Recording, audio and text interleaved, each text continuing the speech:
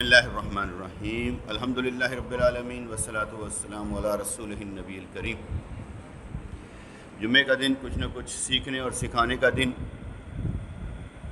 جذبہ پیدا کرنے کا دن، اور قرآن پاک میں اللہ کریم فرماتا ہے اے ایمان والو ایمان لاؤ۔ ایمان والوں کو بھی فرماتا ہے اے ایمان والو ایمان لاؤ۔ بزرگان دین بھی بار بار کہتے ہیں ہمیشہ ذکر میں رہو، ہمیشہ قلبی ذکر کرتے رہو، غفلت نہ کرو، اللہ کے قریب ہونے کی کوشش کرو، بار بار بار بار بار بار ایک ہی لفظ بکاتے جاؤ اللہ۔ تو اے ایمان والو ایمان لاؤ، کیونکہ کہتے ہیں کہ برائی اس لیے زیادہ نہیں کہ لوگ برے زیادہ ہیں، اس لیے زیادہ ہے کہ اچھوں نے بولنا بند کر دیا، بولتے ہی نہیں ہیں۔ اس لیے جب بولیں گے نہیں تو لوگوں کو سمجھ کیسے آئے گی؟ قصے کہانیاں تو سنانی ہی نہیں ہیں کہ ہم قصے کہانیاں سنانے کے لیے آئے ہیں، بلکہ ہم تو ایک دوسرے کا ایمان تازہ کرنے کے لیے آئے ہیں کہ بیٹھو ایک دوسرے کا ایمان تازہ کرتے ہیں، بات سمجھاؤ، بات سنتے ہیں، اور سمجھ کر عمل نہ بھی کر سکتے ہو، بعض چیزیں ہم عمل نہیں کر پاتے لیکن عمل نہ بھی کر پاتے ہو، پتہ تو ہو ٹھیک کیا ہے غلط کیا ہے، ہیلے اور بہانے لگانے کی کوئی ضرورت نہیں۔ اس لیے ہم دیکھتے ہیں کہ جب یہ محرم کا مہینہ آتا ہے تو سارے کے سارے زور لگا رہے ہوتے ہیں امام حسین امام حسین امام حسین۔ حضرت حسین رضی اللہ تعالیٰ عنہ ہو یا امام حسن رضی اللہ تعالیٰ عنہ ہو، یہ جنت کے سردار ہیں، یہ جنت کے سردار ہیں، اس میں کوئی شک ہی نہیں ہے، کیونکہ میرے نبی نے فرما دیا کہ یہ میرے بیٹے جنت کے سردار ہیں، اور ہم کہتے ہیں کہ سردار کی مرضی کے بغیر جنت میں کوئی نہیں جائے گا، کیونکہ سردار جو ٹھہرے۔ لیکن دیکھنا یہ پڑتا ہے وہ سردار کی کارکردگی کیا ہے، پرفارمنس کیا ہے۔ اگر سردار کی پرفارمنس، سردار کی کارکردگی کا علم نہیں ہوگا تو ہم کریں گے کیا؟ کیونکہ ہم نے تو فالو کرنا ہے اللہ اور اس کے رسول کو۔ ہم نے مانا حضرت حسین رضی اللہ تعالیٰ عنہ کو سرکار کی وجہ سے۔ کس کی وجہ سے مانا؟ سرکار کی وجہ سے۔ اگر نوح کا بیٹا کشتی میں سوار نہیں ہوتا، کنعان، اگر نوح کا بیٹا حضرت نوح علیہ السلام کا بیٹا کشتی میں سوار نہیں ہوتا تو ہم اس کو نہیں مانتے، کیونکہ وہ کافر ہو گیا۔ دعا مانگی یا اللہ میرا بیٹا، کہا تیری نسل میں سے نہیں ہے، تیری اولاد ہی نہیں ہے، کیونکہ اس کے اعمال جو ہیں یہ کیا کہتے ہیں غلط تھے، اس لیے یہ تمہارے نسل میں سے ہی نہیں، ہم نہیں مانتے۔ بات ختم ہوگی۔ ہم نے کس کو مانا؟ قرآن کو، تو قرآن نے فرما دیا یہ تمہاری نسل میں سے نہیں ہے، تو بس نسل میں سے نہیں ہے۔ حضرت حسین رضی اللہ عنہ کو کیوں مانتے ہیں؟ نبی نے فرما دیا یہ جنت کے سردار ہیں، اس لیے مانتے ہیں کیونکہ ہماری مرضی نہیں ہوتی، ہماری مرضی ہوتی ہے قرآن اور احادیث کے تابع۔ ہم اسی سے محبت کرتے ہیں جس سے سرکار محبت کرتے ہیں، ہم اسی کو عزت دیتے ہیں جس کو سرکار عزت دیتے ہیں۔ اس لیے حضرت حسین رضی اللہ تعالیٰ عنہ جو ہیں یہ جنت کے سردار ہیں، ہمارے سردار ہیں۔ لیکن اگر کوئی یہ کہے کہ کربلا کے بعد دو دین بن گئے، یزیدی اور حسینی، اگر کوئی کہے کہ کربلا کے بعد دو دین بن گئے، یزیدی اور حسینی، یہ تو کوئی دین نہیں بنا، دین تو نام ہے قرآن اور سنت کا، نبی کے فرمان کا۔ یہ یزیدی اور حسینی کہاں سے آ گیا بھائی؟ کون سا حسینی اور کون سا یزیدی؟ یہ کس نے بنا دیا اور کس نے بولے یہ لفظ کہ یزیدی اور حسینی ہے؟ کس نے یہ ڈرامہ پلے کیا ہے یزیدی اور حسینی کا؟ کیا کہتے ہیں قرآن وہی ہے، نبی کا فرمان وہی ہے۔ جب نبی نے نہیں فرمایا، جب نبی نے نہیں فرمایا، تم کون ہوتے ہو فرمانے والے؟ کون ہو تم جس نے یہ لفظ بولے کہ یزیدی اور حسینی کربلا کے بعد؟ اس سے پہلے جیسے ہم کہتے ہیں اسلام زندہ ہوتا ہے کربلا کے بعد، اور کون سا اسلام؟ کون سا اسلام زندہ ہوا؟ اسلام تو پہلے ہی زندہ تھا، جو 22 لاکھ مربع میل تک حضرت عمر فاروق رضی اللہ تعالیٰ نے پہنچا دیا، حضرت امیر معاویہ رضی اللہ نے 64 لاکھ مربع میل تک پہنچا دیا، اسلام تو زندہ تھا۔ یہ کربلا کے بعد کون سا اسلام زندہ ہوا ہے؟ ایسے اشعار نہ پڑھو بھائی، کون سا اسلام زندہ ہوا؟ اب آپ خود بتا دیں اسلام کس کا نام ہے؟ قرآن و سنت کا نام ہے۔ اس لیے جب قرآن و سنت کا نام ہے تو اسلام تو زندہ کیا نبی نے، اسلام زندہ کیا صحابہ کرام نے، تو انہوں نے زندہ کیا ہے۔ کربلا کے بعد کون سا اسلام زندہ ہوا؟ اگر آپ یہ کہیں کہ حضرت حسین رضی اللہ تعالیٰ عنہ کی شہادت ہوئی تو ہم مانتے ہیں کہ آپ کو شہید کیا گیا، اور بالکل غلط کیا گیا، بالکل غلط کیا گیا. اور ہم یزید کے بارے میں کوئی اچھی رائے نہیں رکھتے. ہم یہ کہتے ہیں کہ یزید قرآن و سنت پر نہیں تھا. کیا میں نے سمجھایا؟ یزید قرآن و سنت پر نہیں تھا، لیکن یہ بھی ہم کہیں گے کہ اہل تشیع حضرات منکر قرآن و سنت. اگر وہ قرآن و سنت پر نہیں تھا، یہ منکر قرآن و سنت ہے. یہ بات سمجھ میں آئی کہ نہیں ہے؟ آپ کہیں گے کہ میں نے کیوں کہا؟ میں نے آگے بھی کئی دفعہ سمجھایا اور بار بار سمجھاؤں گا، بار بار سمجھاؤں گا، آپ کے بیجے میں بات داخل ہو جائے. کیونکہ قرآن و سنت پر ہونا، کہتے ہیں یہ نماز پڑھتا نہیں ہے گنہگار ہے، یہ نماز کا منکر ہے کافر ہے، نماز کا منکر ہے، میں نہیں مانتا نماز کو، تو قرآن کا انکار کر دیا. ٹھیک ہے؟ اس لیے جو قرآن و سنت پر ہے وہ مسلمان. یزید قرآن و سنت کے مطابق نہیں تھا، یہ ہم کہتے ہیں، کیونکہ ہم اہل حدیث حضرات کی طرح نہیں ہے جو چھٹا خلیفہ مانتے ہو. ہم اہل حدیث حضرات کی طرح نہیں ہے جو یزید کو چھٹا خلیفہ مانتے ہوں. ہم خلیفہ مانتے نہیں ہیں. ہم یہ بھی نہیں کہتے یہ دو بادشاہوں کی لڑائی تھی، ہم یہ بھی نہیں کہتے. ہم یہ کہتے ہیں یزید فاسق تھا، فاجر تھا. اور یزید فاسق اور فاجر تھا اس لیے حضرت امام حسین رضی اللہ تعالیٰ کوفے کی طرف نکلے تھے. اگر وہ فاسق اور فاجر نہ ہوتا، اور اس کا علم پہلے سے ہی تھا کہ وہ فاسق اور فاجر ہے، اس کا علم پہلے سے ہی تھا کہ وہ فاسق اور فاجر ہے، اگر نہ علم ہوتا تو حضرت حسین ان کی بیعت کر لیتے. یہ بھی میں آپ کو بتا دوں کہ امام زین العابدین حضرت حسین رضی اللہ عنہ کے بیٹے ہیں، انہوں نے یزید کی بیعت کی تھی، انہوں نے یزید کی بیعت کی تھی.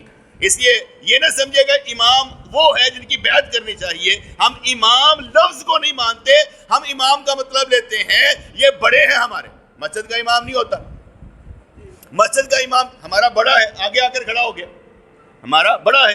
امام الانبیاء، امام الانبیاء کن کو کہا جاتا ہے؟ کیوں کہا جاتا ہے؟ اس لیے کہ انہوں نے امامت کی، نبیوں کی امامت کی، امام بن کر آگے کھڑے ہو گئے معراج کی رات میں، اس لیے وہ امام الانبیاء کہلائے. باقی نبی اپنی جگہ پر افضل ہے، لیکن حضور امام الانبیاء کہلائے. اس لیے اگر کوئی امام کہتا ہے تو ہم کہتے ہیں یہ امام، حضور بھی امام الانبیاء ہے.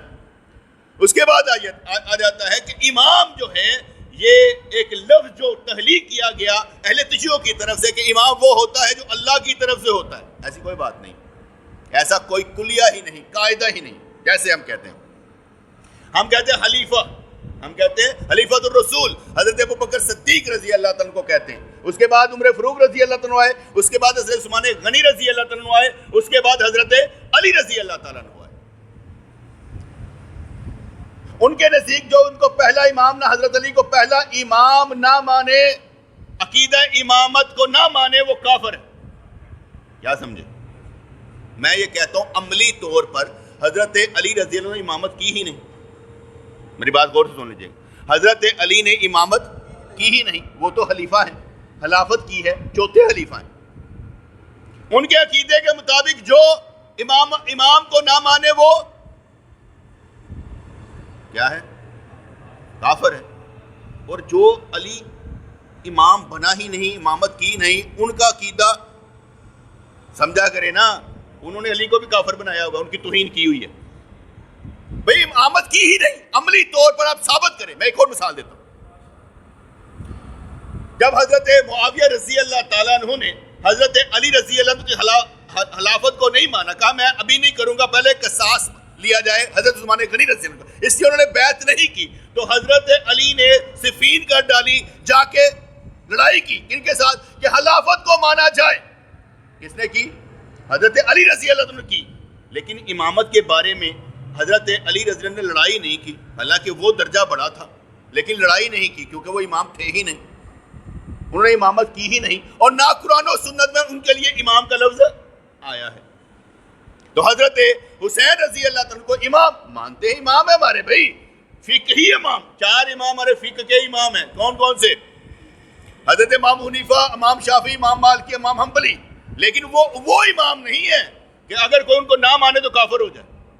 محدثین امام ہیں، امام بخاری، امام مسلم، امام ترمذی، امام ابن ماجہ، امام ابو داؤد، امام نسائی، یہ محدث امام ہیں، ان کو بھی کوئی نہ مانے تو کافر نہیں ہوتا۔ بالکل سمجھ آ رہی کہ نہیں آ رہی؟ اس لیے امام لفظ کو اس طرف لے کر جانا کہ جو نہ مانے وہ کافر ہے۔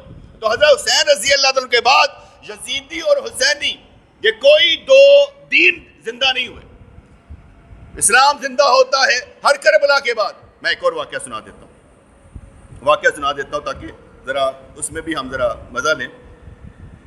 بئر معونہ میں حضور علیہ الصلوۃ والسلام و تحیۃ و وسنا آپ کے پاس ماہ سفر 4 ہجری مکہ مکرمہ اور عثفان کے درمیان کنواں ہے بئر معونہ۔ تو عامر بن مالک کنیت ابو برا علاقہ نجد حضور کے پاس آیا، آپ نے اسے اسلام کی دعوت دی کہ مسلمان ہو جاؤ۔ اس نے نہ ہاں کی نہ کی اور کہنے لگا کہ یا رسول اللہ صلی اللہ علیہ وسلم آپ ایسا کریں کہ چند مہاجرین میرے ساتھ بھیج دیں تبلیغ کے لیے، میں اپنے قبیلے میں لے کر جاؤں گا اور وہاں پر تبلیغ کریں گے، آپ ان کو میرے ساتھ بھیج دیجیے گا۔ تو آپ علیہ الصلوۃ والسلام و تحیۃ و وسنا نے 70 حافظ، قرآن کے حافظ انصاری صحابی جو ہے ان کو بھیج دیا، جن سے حضور بڑی محبت کرتے تھے، اور وہ کیا کرتے تھے، وہ رات بھر عبادت کرتے تھے اور صبح کے وقت میں حضور کی بیویوں کے جو کام ہوتے تھے گھروں کے وہ کر رہتے تھے۔ اے لکڑی پھڑی لے پتر، اے پہلے تیل کی بوتل پھڑی لے آئیں، اے فلانی چیز پھڑی لے آئیں، وہ حضور کی بیویوں کے کام آتے تھے، کیونکہ اصحاب صفہ میں سے تھے، وہیں پر تعلیم حاصل کرتے تھے اور ساتھ میں خدمت کرتے تھے۔ اور کہا جاتا ہے خان کا ہی کام اور خانگی کام دونوں عبادت ہوتے ہیں۔ جو پیری مریدی کرنے والے خان کا ہی کام اور گھر کے کام یہ دونوں عبادت ہوتے ہیں۔ اگر آپ گھر میں جھاڑو دے رہے ہیں، برتن دھو رہے ہیں، گھر کے کام کر رہے ہیں، بیوی کے ساتھ مل کے کر رہے ہیں، یہ عبادت ہے۔ عبادت سمجھ کر کرنا چاہیے، آپ یہ نہیں سمجھ کر کرنا چاہیے وہ بیوی کے تھلے لگ گیا ہے، بابا کام کرنا ہے تو کام کر کے دکھائیں، کوئی ایسی بات نہیں ہے۔ خان کا ہی کام اور خانگی کام دونوں عبادت ہوتے ہیں۔ تو حضور علیہ الصلوۃ والسلام و تحیۃ و وسنا اس نے کہا کہ بھئی میں آپ کے پاس آیا ہوں، ذرا یہ 70 قاری حضرات ہمارے ساتھ بھیج دیجیے تاکہ وہاں پر جا کر دعوت اسلام دیں۔ حضور علیہ الصلوۃ والسلام نے کہا مجھے ڈر لگتا ہے، کہتا جی میں جو ہوں، کوئی ایسی بات نہیں، میں آپ کے ساتھ ہوں۔ حضور نے 70 صحابہ ان کے ساتھ کر دیے۔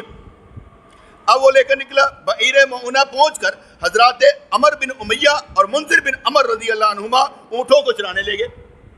ایک اور بات یاد رکھے گا، حضور علیہ الصلوۃ والسلام کے متعلق آتا ہم نے دعا مانگی، یا اللہ ابو جہل یا عمر بن خطاب ان دونوں میں سے ایک مسلمان کر دے جس کی وجہ سے دین کو عزت ملے۔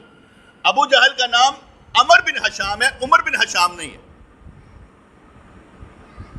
ابو جہل کا نام ہے عمر بن حشام، این میم رے اور واو آگے آتا ہے، عمر بن حشام۔ عمر اور طرح سے جہاں واو آ جاتی ہے، واو سائلنٹ ہو جاتی ہے، عمر بن حشام بولا جاتا ہے، اس لیے وہ عمر نہیں ہے، 2 عمروں میں سے ایک مانگا، وہ عمر بن حشام ہے یا عمر ہے، فرق سمجھ آ گیا؟ وہ عمر اور یہ عمر دو میں فرق ہے۔ اس لیے بئر معونہ پہنچ کر حضرات عمر بن امیہ اور منذر بن عمر رضی اللہ عنہما اونٹوں کو چرانے کے لیے گئے۔ حضرت حرام رضی اللہ تعالیٰ عنہ 2 ساتھیوں کے ساتھ عامر بن طفیل کے پاس پہنچے۔ حضور نے ایک خط بھی دے دیا تھا کہ یہ عامر بن طفیل کو دے دینا، اسے اسلام کی دعوت دیتے، کیونکہ آپ قبیلوں میں بھی کورسپونڈنس کیا کرتے تھے، اس لیے ان کو دے دیا کہ بھئی ان کو لے کر چلو۔ حضرت حرام رضی اللہ نے فرمایا تم دونوں یہی ٹھہرو، میں آگے جاتا ہوں، اگر میرے ساتھ کوئی دغا ہوا تو تم واپس چلے جانا۔ ہمیشہ سوچ سمجھ کر پلاننگ کرنی چاہیے، بغیر سوچے سمجھے ہاتھ نہیں ڈالنا چاہیے۔ آپ کو معلوم ہونا چاہیے آپ کے پاس پیسہ کتنا ہے، اسلحہ کتنا ہے، آپ کو معلوم ہونا چاہیے آپ کی حیثیت کیا ہے، آپ کو معلوم ہونا چاہیے آپ کی اوقات کتنی ہے، آپ کو معلوم ہونا چاہیے آپ کا دوسروں پر اثر کتنا ہے، آپ کو معلوم ہونا چاہیے آپ کی بات مانتا کون ہے۔ اس لیے سوچ سمجھ کر بات کرنی چاہیے۔ جہاں پر آپ تبلیغ کریں اور آپ کی اوقات کوئی نہ ہو اور لوگ چلے منہ بند کر، تو اس کا مطلب یہ آپ پہلے اوقات بنائیں گے تو لوگ سمجھیں گے، جب تک اوقات نہیں بنائیں گے لوگ نہیں سمجھیں گے، آپ کو نہیں مانیں گے۔ جب آپ کو مانیں گے اس وقت یہ سمجھ لیجئے گا آپ کا اثر ہے، چاہے وہ پیسوں کے لحاظ سے ہو چاہے علم کے لحاظ سے ہو۔ اور یاد رکھیے گا ہم لوگ علم سے نہیں ڈرتے، ہم کردار سے ڈرتے، عالم سے نہیں ڈرتے، کردار سے ڈرتے۔ اگر کوئی علم والا ہو تو ہم کہتے ہیں ٹھیک ہے عالم ہوگا، لیکن اگر کردار کا دنی ہو تو ہم اس کے کردار سے ڈرتے ہیں کہ یار کردار اس کا بڑا ٹھیک ہے۔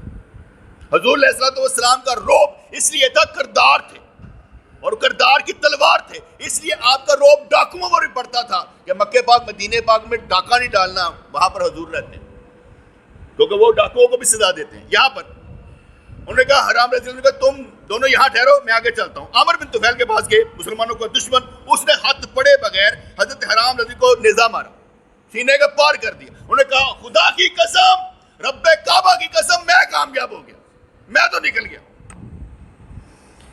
عامر بن طفیل اپنے قبیلے کو آواز دی، مگر انہوں نے عامر بن مالک کی پناہ اور امان کی وجہ سے عامر بن طفیل کا ساتھ نہ دیا۔ اس نے بنو سلیم کے 3 قبیلوں کو ساتھ ملا کر 70 صحابہ کو شہید کر دیا۔ یہاں پر بھی بحر معونہ میں حضور علیہ الصلوۃ والسلام و تحیۃ و ثنا کے 70 صحابہ شہید ہوتے ہیں، جیسے ہر کربلا میں بھی حضرت امام حسین اپنی آل اولاد کے ساتھ شہید ہوئے، یہاں پر بھی شہید ہوئے۔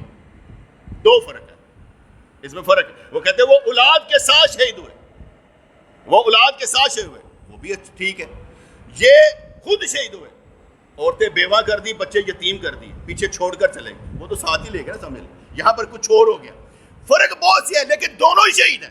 اب ہوتا گیا شہید کر دیے گئے، سوائے کعب بن زید رضی اللہ عنہ کے، جن کو مردہ سمجھ کر چھوڑ گئے اور وہ غزوہ خندق تک حیات رہے۔ ان حضرات میں حضرت ابوبکر صدیق رضی اللہ عنہ کو غلام، حضرت عامر بن قصیرہ رضی اللہ عنہ کو جب بار بن سلمہ نے برچھا مار کر شہید کیا تو انہوں نے بھی کہا اللہ کی قسم میں کامیاب ہوا۔ جب بار بن سلمہ کہتے ہیں میں نے دیکھا کہ ان کی ناش آسمانوں کو اڑی چلے گی، میں بڑا ہی حیران ہوا کہ یار ایسے کر کے جا رہی ہے اور کامیاب ہو گیا، وہ سیدھی جنت میں چلی گئی ہوگی نا، میں بہت حیران ہوا۔ میں نے بعد میں لوگوں سے پوچھا وہ کامیابی کیا تھی، لوگوں نے بتایا وہ کامیابی جنت کی تھی، اس میں وہ مسلمان ہو گیا۔ یار کیا زندگی ہے یار، اگر ہمارے کردار سے نبی کی خوشبو نہ آئے یا ہمارے وجود میں سے اللہ کی محبت کی خوشبو نہ آئے، کیسے مسلمان ہوئے؟ وقت تھوڑا، کام بہت زیادہ ہوتا ہے، ہم نے وقت تھوڑے میں کام کر کے چلا جانا ہے۔ دیکھو 56 سال میری عمر ہو گئی، میں نے کچھ نہ کیا تو کیا کیا؟ اگر میں آپ لوگوں کو سمجھا ہی نہیں پایا اصل کیا ہے تو میں کہاں پر گیا؟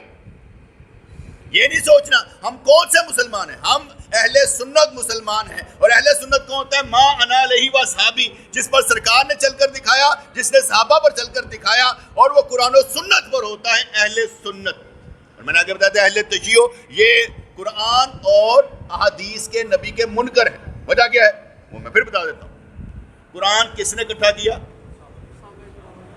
پہلے ابوبکر صدیق رضی اللہ عنہ اکٹھا کیا، اور جب قرات میں اختلاف ہو گیا، ایکسنٹ میں اختلاف ہو گیا، حضرت عثمان، غور سے سن لیجیے، حضرت عثمان غنی رضی اللہ تعالیٰ عنہ نے سارے مصاحف علی، مصاحف عبداللہ بن مسعود، مصحف فاطمہ سارے اکٹھے کی، اور جو حضرت حفصہ رضی اللہ عنہ کے پاس حضرت ابوبکر صدیق نے قرآن لا کر بنا کر رکھا ہوا تختیم میں، ان کو بھی اکٹھا کیا، پھر ڈیوٹی لگائی کہ اسے قریش کی ایکسنٹ میں تیار کیا جائے۔ پھر یہ جو آپ ہم پڑھتے نا قرآن پاک، یہ قرآن قریش کی ایکسنٹ میں، اسی لب و لہجے میں، تو اس کو ایک تیار کر کے عثمان غنی رضی اللہ تعالیٰ نے سارے مصاحف جلا دی، آگ لگا دی، اور جتنے بھی ٹکڑے نسخے پڑے ہوئے تھے جس صحابی کے پاس سب کو آگ لگا دی۔ اور میں نے آگے بھی بتایا تھا آگ لگانے کا طریقہ یہ تھا کہ اسے پانی میں ڈبویا وہ رکھو، جب ساری سیاہی اتر گئی تو کیا کہتے ہیں کاغذ کو آگ لگا دی، پانی جو ہے وہ گڑے میں پھینک دیا۔ کوئی بات سمجھ آ گئی؟ جب سارے مصاحف جل گئے تو کس کا مصاحف ہے؟ قریش۔ کس نے تیار کیا؟ عثمان غنی رضی اللہ تعالیٰ عنہ۔ اور یہ مکمل قرآن حضرت عثمان غنی نے تیار کیا۔ اب یہ منکر کیوں ہیں بیٹے؟ وہ اس لیے منکر ہیں، وہ اس قرآن کو مانتے ہی نہیں، کہتے ہیں یہ مکمل ہی نہیں ہے۔ ان کی کتابوں میں جیسے میں نے ابھی بیان کیا کہ یہ عثمان غنی نے تیار کیا ہے، وہ بتا دے قرآن کٹھا کس نے کیا؟ بس قرآن کٹھا کس نے کیا؟ کہیں گے ہماری مسجدوں میں بھی یہی قرآن ہے جو آپ پڑھتے ہیں، تو قادیانیوں کی مسجد میں بھی یہی قرآن ہے جو ہم پڑھتے ہیں، فرق کیا ہے؟ تم یہ نہیں مانتے یہ کٹھا کس نے کیا، اور تمہاری کتابوں میں لکھا ہوا ہے کہ یہ قرآن نامکمل ہے، اور جو قرآن کو نامکمل مانے منکر ہے۔ میں نے آپ کو سمجھا دیا کہ منکر کیوں ہیں، کہیں گے یہی کہ ہم اسی قرآن کو مانتے ہیں۔ پوچھا یہ جائے گا تیار کس نے کیا؟ تمہاری کتابوں میں کتب اربع میں لکھا ہوا ہے کہ کس نے بنایا، یہ کس نے اکٹھا کیا، کتابی شکل میں کس نے دیا؟ میرا سوال سمجھ گیا کہ نہیں سمجھ گیا؟ اگر آپ کی عقل میں داخل نہیں کر سکا تو معافی۔ دیکھو سمجھانا یہ ہے کہ آپ کسی کے پیچھے چلے سوچ سمجھ کر چلے، کسی کے پیچھے چلے عقل کے ساتھ چلے۔ ہم نے فارمولے آپ کو بتانے ہیں، سمجھنا آپ نے، جیسے میں نے آگے بتایا تھا، یہ آپ 9ویں 10ویں محرم کو قبر میں مٹی ڈالیں گے، نجائز ہے، بدعت ہے، خلاف سنت ہے، یہ میں نے آپ کو بتایا تھا۔ اور یہ بھی آپ کو شیعوں نے تو ڈال دیا ہوا ہے، وہ غم مناتے ہیں تو قبروں کے بعد 9ویں 10ویں محرم کو کیوں جاتے ہیں آپ؟ انہوں نے 9ویں 10ویں محرم کو چھٹی کروا لی، ان کا بس چلتا تھا، چھٹی کروا لی ہوئی ہے، اتنا رولا ڈالا کہ چھٹی ہے۔ کس بات کی چھٹی مناتے ہیں؟ حضرت عمر فاروق رضی اللہ عنہ کے دن نہیں مناتے، کیا کہتے ہیں، حضرت عثمان غنی کے دن میں نہیں مناتے، ابو بکر صدیق کے دن میں نہیں مناتے۔ یہی کیوں؟ پاورفل ہیں، طاقتور ہیں، ڈوب کے مر جانا چاہیے ہمیں، ہم طاقتور نہیں ہیں، ہم کچھ بھی نہیں کرتے، ہم اپنا مقدمہ تک نہیں لڑتے، ہم جیسے تیر چلتی ہے بس چلتے رہتے ہیں، اور ٹھیک ہے لگے رہتے ہو، بابا نہ لگے رہنے دو، تم قرآن و سنت کو زندہ کرنے والے مسلمان نہیں ہو، تم بھی تو ہو۔ کیا تمہارے اندر سے اللہ کی خوشبو نہیں آنی چاہیے؟ کیا تم سے نبی راضی نہیں ہونا چاہیے؟ تم جس کام میں لگے رہو اسی میں لگے رہنا۔ سمجھیں گے نہیں؟ یا سمجھ اس وقت آئے گی جب سمجھ نکل جائے گی؟ نہیں بیٹے، میں اس طرح جینا ہی نہیں چاہتا، میں اس طرح جینا نہیں چاہتا کہ میں چپ کر کے جی کر مر جاؤں، میں بول کر مرنا چاہتا ہوں کہ سچ بتا کر مروں، تاکہ یہ سفر ٹریول تو کرے، آگے جائے تو صحیح۔ اگر میں نے بتایا ہی نہیں تو آپ سمجھیں گے کیسے؟ اس لیے مٹی ڈالنا 9-10 محرم کو، اگر قبر جو ہے سیدھی ہے، حتیٰ کہ یہاں تک ہے بیٹے، آپ یاد رکھیے، اعلیٰ حضرت رحمۃ اللہ علیہ جو بریلویوں کے امام ہیں، ان سے پوچھا گیا، میں قبر پر جاتا ہوں اپنی ماں کے اور اس پر جو ہے پانی ڈالتا ہوں، کہتے پتر پانی ضائع کرتا پہ، پانی کیوں ڈالا؟ پانی تو اس وقت ڈالتے ہیں جب قبر کو تیار کیا جاتا ہے نا، اس کو اکٹھا کر کے پانی پا کے تو سیدھا ذرا کر دیتے ہیں کہ یاری کٹا مٹی اڈے نا، تو بس سب سیٹ ہو گئی، اس کے بعد پانی نہیں ڈالنا۔ آپ یہاں شاپر پکڑتے پانی کو ڈال رہے ہوتے، تازہ نظر آئے گی۔ وہ حضرت حضور علیہ السلام نے 2 قبروں پر وہ پھول رکھ دیے تھے، یعنی ٹہنی لگا دی تھی کہ بھئی یار جب تک یہ تازہ رہے گی، یہ جب تک تازہ رہے گی تو عذاب میں تخفیف رہے گی، کہ وہ 2 بندوں کو عذاب ہو رہا تھا۔ پہلا سوال، آپ اس لیے یہ پھول رکھتے ہیں کہ آپ کے والدین کو عذاب ہو رہا ہوتا ہے؟ نبی نے تو اس لیے رکھا تھا، آپ کیوں رکھتے ہیں؟ کیا نیت رکھتے ہیں؟ آپ یہ کہتے ہیں جب تک یہ تازہ رہے گا، کیونکہ جی جو پتے تازہ ہوتے ہیں وہ ذکر کرتے ہیں، جو مرجھا جاتے ہیں وہ ذکر نہیں کرتے۔ چلیں میں مان لیتا ہوں، مجھے آپ یہ بتائیں، مٹی کا ذرہ ذرہ ذکر کرتا ہے، اس وجود میں جب تک آپ ذکر نہیں نہ ڈالیں گے آپ کی قبر ذکر نہیں کرے گی۔ اس خاک میں، آپ مٹی کے بنے نا، اس خاک میں ذکر اتنا کرے کہ آپ کی قبر بھی ذکر کرتی نظر ہے، آپ کے خاک کی وجہ سے۔ یہ مٹی نے ذکر کرنا ہے بیٹے اندر جا کے، اس میں ایمان داخل کریں گے تو ایمان داخل ہوگا، اگر ایمان داخل نہیں کریں گے ایمان کیسے داخل ہوگا؟ آپ کچھ کھانا چاہتے ہیں شریعت کے مطابق باہر نکال دیتے ہیں، آپ دین پر چلنا چاہتے ہیں باہر نکال دیتے ہیں، آپ کو پچتا ہی نہیں دین۔ کیوں نہیں پچتا؟ آپ کے اندر کیوں نہیں جاتا؟ آپ کی سمجھ میں کیوں نہیں آتا؟ آپ دین پر چلنا نہیں چاہتے، آپ کو شوق نہیں ہے، آپ کو پسند نہیں ہے، آپ کی ڈیمانڈ نہیں ہے۔ کنجریوں کا کوٹھے کیوں چلیں گے؟ ڈیمانڈ ہے۔ مولوی کی مسجد ہی چلے گی، ڈیمانڈ نہیں ہے۔ جس چیز کی ڈیمانڈ ہوگی، گانے کی، فلموں کی، ڈراموں کی چلیں گے، خریدار بنیں گے۔ آپ خریدار ہی نہیں ہیں۔ آپ وہ چیز چاہیں گے جس سے دنیا بڑھے گی، آپ وہ چیز نہیں چاہیں گے جس سے دین بڑھے گا۔ دین تو خوشک ہے نا، رنگی کوئی نہیں ہے دین میں، یار حیرت کا مقام ہے، نظر ہی کچھ نہیں آتا، کیا کریں؟ یہاں پر 70 صحابہ شہید کر دیے گئے، اور حضرت منذر اور عمر رضی اللہ عنہ جو اونٹ سے روانے گئے ہوئے تھے، آسمان کی طرف دیکھا، ہوئے ایسے گرد اڑتے پہ لاشیں پڑی ہوئی ہیں، وہ بھی آ گئے۔ ایک کو شہید کر دیا گیا، ایک کو پکڑ کے کہا میری ماں نے منت منگی سی کہ میں کوئی غلام آزاد کر دوں گا، جب میں تمہیں آزاد کیا۔ وہ واپس آتے اس نے 2 بندے مار دیے کافروں کے، لیکن وہ جو تھے وہ حضور کی امان لیے ہوئے تھے، حضور نے ان کی دیت دی۔ اور اس کے بعد رسول اللہ صلی اللہ علیہ وسلم نے اتنا دکھ ہوا، ان 70 صحابہ کا اتنا دکھ ہوا، آپ نے 30 دن تک نماز فجر میں بنو سلیم کے 3 قبیلوں اسبا، رمل اور ذکوان کے نام لے لے کر بد دعا کی، نام لے لے کر بد دعا کی 30 دن۔ اس سے ایک بات یاد رکھیے گا، جو کہتے ہیں نا حضور نے کبھی بد دعا نہیں کی، حدیث ہے بد دعا کی ہے، یہ نہ سمجھے کہ حضور نے بد دعائیں نہیں کی تھی۔ اب آگے کیا ہوا، نبی کی تربیت کیسے کی گئی۔ حکم الہی سورۃ العمران 1-8، لیس لک من الامر شیء او یتوب علیہم او یعذبہم فانہم ظالمون۔ اے محبوب دعا نہ کرو، ساڈے کام ہے، منع کر دیا گیا، بد دعائیں نہ کریں محبوب، یہ ہمارا ہی کام ہے۔ ہم چاہے تو ان کو عذاب دیں، چاہے تو ان کی توبہ قبول کر کے بخش دیں، آپ نے بد دعائیں نہیں کرنی۔ تو سمجھ آ گئی جی گا کہ نہیں؟ یہ قرآن پاک کی آیت اتری جب حضور بد دعائیں کر رہے تھے. کہا کہ محبوب تہاڈا کام نہیں ہے گا, ساڈا کام میں دنیا چلانا ہمارا کام ہے. کسی کو امیر کر دینا, کسی کو غریب کر دینا ہمارا کام ہے. کسی کو سست کر دینا, کسی کو تیز کر دینا ہمارا کام ہے. کسی کو کالا کر دینا, کسی کو گورا کر دینا ہمارا کام ہے. وجعلنا بعضکم لبعض فتنہ, ہم نے بعض کو بعض پر ازمائش بنا دیا ہوا ہے. تم اس کو دیکھ کر ہنس رہے ہو, وہ تمہیں دیکھ کر ہنس رہا ہے. تم اس کو دیکھ کر حسد کر رہے ہیں, وہ تمہیں دیکھ کر حسد کر رہا ہے. دنیا میں کوئی خوش نہیں ہے, لکھ لیں. ایسے فضول ہی رو رہے ہیں. اگر آپ خود سے مطمئن نہیں ہیں تو کسی سے بھی مطمئن نہیں ہیں. بھئی اپنے آپ سے سیٹسفائڈ رہے, میں ٹھیک ہوں, میرے پاس سب کچھ ہے. دوسروں سے مقابلہ کیوں کر رہے ہیں؟ اس نے اتنا کما لیا, اس نے اتنا کما لیا. کیا کریں گے؟ نام اسی کا باقی رہے گا جس نے اللہ کا نام لیا ہوگا, جس نے دین کو زندہ کیا ہوگا. نام اسی کا باقی رہے گا. کس کے رجسٹر میں؟ اللہ کے رجسٹر میں, بندوں کے نام پر نہیں. ہمیں تو بیٹے اس دنیا میں تقریباً تمام نبیوں کے نام نہیں پتا. اللہ نے یہ نہیں بتایا ہی نہیں. آپ کو معلوم ہے جہاں نبیوں کے نام نہ رہے, ہمارے نام نہیں رہتے تو مزہ آ جائے گا. نبیوں کے نہیں رہے, ہمارے بھی نہیں رہنے چاہیے. نام کے لیے کام کرنا ہی نہیں ہے. کام کرنا ہے اللہ واسطے. کوئی سنے یا نہ سنے کیا فرق پڑتا ہے؟ اللہ تو سنتا ہے, اللہ تو دیکھتا ہے. جس کو دکھانا ہے اسے دکھائے. ہیرو بن جائے نا, وقت کا ہیرو. علم آپ کے ہاتھ میں, وقت آپ کے ہاتھ میں. وقت کی طرابیں کھینچ کر اپنے حق میں کر لے. کہیں کہ میں وقت کو ضائع نہیں ہونے دوں گا, میں اللہ کا بندہ ہوں اور اللہ کے ساتھ ہی رہوں گا. اتنا رولا ڈالا امام حسین رضی اللہ تعالیٰ عنہ کا. ہم روزہ نہیں رکھتے, سبیلے لگانے لگ پڑے تھے. ارے بابا روزہ رکھنے کا حکم تھا, سبیلے لگانے کا حکم نہیں تھا. 9ویں 10ویں محرم کو حضور نے روزہ رکھا ہے, سب کو معلوم ہے. وہ یہودی روزہ رکھتے تھے. حضور علیہ السلام نے کہا کہ فرمایا کہ ہم زیادہ حقدار ہیں حضرت موسیٰ علیہ السلام کے, ہم روزہ رکھیں. اس لیے آپ نے 10ویں کا روزہ رکھا. ٹھیک ہے, تو جب یوم عاشوراء اس لیے کہا جاتا ہے 10, تو جب انہوں نے روزہ رکھا, ہم روزہ چھوڑ دے رہے ہیں. کہا کہ یہودی روزہ رکھتے ہیں, یہودی روزہ رکھتے ہیں 10ویں کا. آپ نے کہا اگر میں حیات رہا تو آئندہ سے ایک دن ساتھ ملا لیا کروں گا, 9ویں کا بھی رکھوں گا. ٹھیک ہے, 9ویں 10ویں محرم کو غم مناتے ہیں شیعہ, آپ کیوں مناتے ہیں؟ 9ویں 10ویں محرم کو چھوڑے, محرم میں آپ نکاح نہیں کرتے. سارے نکاح جو ہے آپ ذی الحجہ میں کر دیتے ہیں, اس کے بعد جا کے ربیع الاول میں شروع کر دیتے ہیں. محرم اور سفر میں ڈر پھونک لوگ کرتے ہی نہیں ہیں. ایسا ہے کہ نہیں ہے؟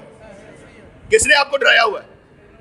قرآن اور سنت نہیں بیٹے, آپ ڈر پھونک لوگ ہیں, مانے آپ ڈرتے ہیں. وہ محرم کرتا نا تو پتر بچہ نہ ہوئے, اور بچہ حج ہوئے, شادی نکام ہوئے, طلاق ہوئے. کس نے ڈرایا ہوا ہے آپ کو؟ یہ نہیں کہ میرے کہنے سے آپ کرنے لگ پڑیں گے, آپ ڈر پھونک ہی رہیں گے. ہمت نہیں ہوتی, ہمت نہیں ہوتی. سارا معاشرہ تو اس طرف کھڑا ہے, آپ اس طرف کیسے کھڑے ہو سکتے ہیں؟ اگر میں اکیلا بات کر رہا ہوں, آپ سن رہے ہیں, بڑی بات ہے. کیا بات تو سن رہے ہیں؟ یہ تو باتیں کی نہیں جانے دی جاتی. کون کرے اس طرح کی بات جہاں پر عوام ساری اس طرف ہو اور ہم اس طرف کھڑے ہو؟ کون کرے؟ ڈر پھونک لوگ ہیں, الائے بلائے سفر میں ڈال دیتے ہیں. سفر میں الائے بلائے ہوتی ہیں. چلے آگے چلتے ہیں. جب حضور نے منع نہیں ہے کیا قرآن و سنت پر, جو قرآن و سنت کے مطابق نہیں چلتے وہ مسلمان ہی نہیں ہیں. ہر معاملے میں ڈر پھونک نہیں ہونا چاہیے. میں یہ نہیں کہتا کہ آپ محرم میں کر رہے, لیکن بولے تو صحیح کہ یار جائز ہے, نکاح کرنا جائز ہے, سب کچھ کرنا جائز ہے, کوئی مسئلہ نہیں. اتنے بیوقوف لوگ ہیں, اتنے بیوقوف لوگ ہیں, نئی شادی شدہ لڑکی کو ماں کے گھر بھیج دیتے ہیں. محرم کا مہینہ آ گیا, بڑی شہادت کا مہینہ آ گیا. واہ, قربان جائیں آپ لوگوں کے, قربان جائیں یار. ساری بیویاں تو پھر کڈو, ساریاں بہناں پونا سب کو آگے اگے کر دو. کیسے لوگ ہیں یار, آپ سمجھ ہی نہیں آتی کہ یار کون سا مہینہ آ گیا کہ بیویوں کو گھر بھیج دو. نہیں, اتنے ڈر پھونک لوگ ہیں. پاجی ذی الحجہ دا گوشت پیا ہوندا نا, محرم وچ نہیں کھائی دا, پہلے ختم کر لو. وہ کس نے کہا؟ حضور نے تو فرمایا تھا ذخیرہ کر لو, سال تک رکھ لو, کوئی فرق نہیں اب پڑتا. ہم کون لوگ ہیں؟ ہمیں کون سمجھائے گا؟ ہمیں سمجھ نہیں آئے گی. آ جائے گی سمجھ. جب ہم سمجھائیں گے تو دماغ کے دروازے توڑ کر نکل جائے گی, سمجھ بھی آ جائے گی اور سمجھا بھی دیا جائے گا کہ اصل کیا ہے. اصل کیا ہے؟ یزیدی اور حسینی نہیں, نبی نبی نبی نبی. ہم نبی کے دین پر, ہم نبی کے دین پر ہیں, قرآن و سنت پر ہیں.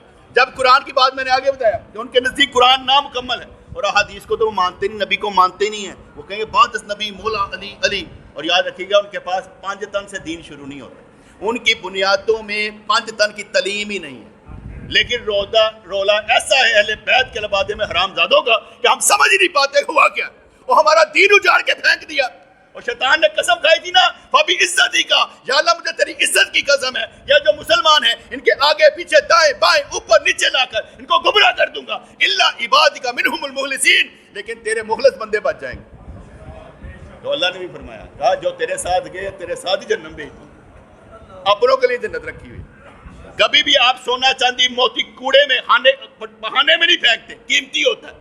اللہ تعالیٰ ہم جیسے قیمتیوں کو جہنم میں نہیں پھینکے گا، جنت میں ڈالے گا، کیونکہ ہماری بھی قیمت لگے گی نا، کیونکہ قیمت اس کی لگتا ہے جو قیمتی ہوتا ہے، جو اللہ کی نظر میں ہوتا ہے، اور جب اس کی نظر میں ہوں گے تو ہماری بھی تو قیمت لگے گی نا۔ اور ہماری تو دعا ہے ہر دیکھنے والا سننے والا چاہنے والا جنت میں جائے، بغیر حساب و کتاب کے جائے، اور یا اللہ مہربانی فرمانا وہاں پر اپنا دیدار عطا فرما۔ السلام علیکم ورحمۃ اللہ۔